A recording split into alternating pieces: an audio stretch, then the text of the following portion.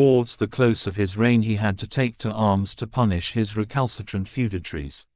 Some 6 or 7 years after he commenced his rule, his younger brother Jayasimha rose in revolt.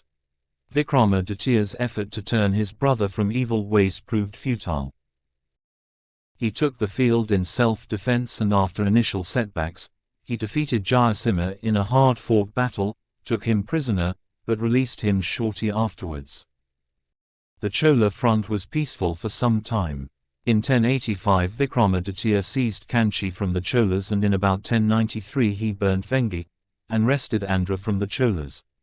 Kulottanga regained it in 1099, but soon lost it to Vikramaditya. Vikramaditya's relations with the Hoysalas were strained during the reign of Vishnuvardhana, one of the greatest kings of the line. Hoysalas were the loyal feudatories of the Chalukyas and expanded their power and prestige while being feudatories. The ambitions of Vikramaditya brought about this conflict. Vikramaditya firmly dealt with the situation with the help of his feudatories like Sinda Ayugi II. After a bitter struggle, Vishnuvardhana was forced to submit and return to the allegiance of Vikramaditya. Then he punished the Pandya ruler of Uchangi, Kadamba Jayakizhi of Goa, the Silaharas and the Sunas. Vikramaditya also interfered in the Paramara politics. After the death of Adayaditya there was a quarrel for the throne among his 3 sons, Jagadeva, Lakshmanadeva and Naravarma. Vikramaditya helped Jagadeva and secured the throne for him. This arrangement was upset when Naravarma forcibly seized the throne. Vikramaditya once again helped Jagadeva in securing the throne. Vikramaditya looked after Jagadeva affectionately as he would in the case of his own son.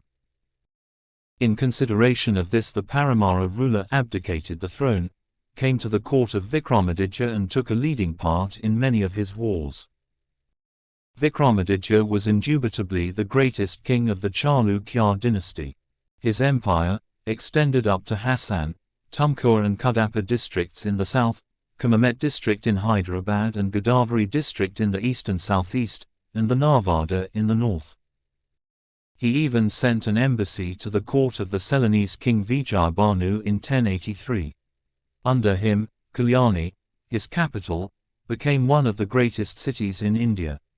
His court was adorned by great scholars like Bilhana, the Kashmirian poet, the author of Vikraman Kadavakarata. Another scholar, Vinainsvara, wrote a commentary called Mataksara upon the Yajnavalkya Smriti, and this work became the present law code for Hindus throughout India except Bengal, where Deyabhaga is followed.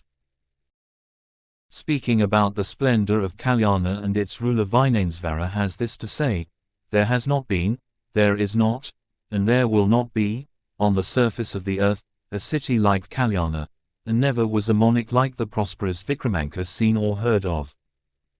Vikramaditya founded a new city called Vikramapura and built a big temple there. Samsvara 3. Vikramaditya's son Samsvara was a peaceful monarch.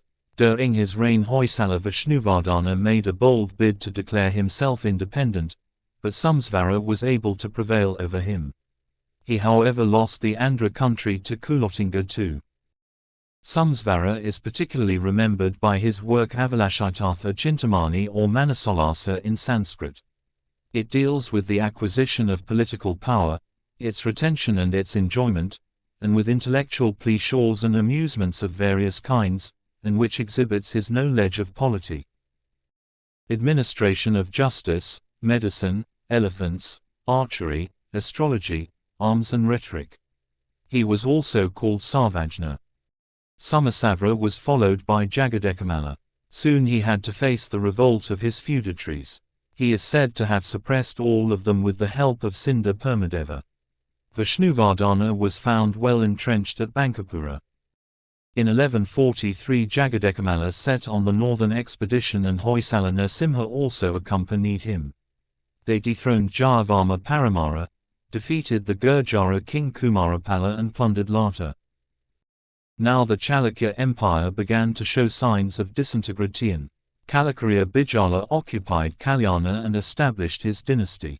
Samsvara IV (1184–1200), son of Taylor III, overthrew the Kalakuras and re-established his dynastic power. But he could not enjoy this long.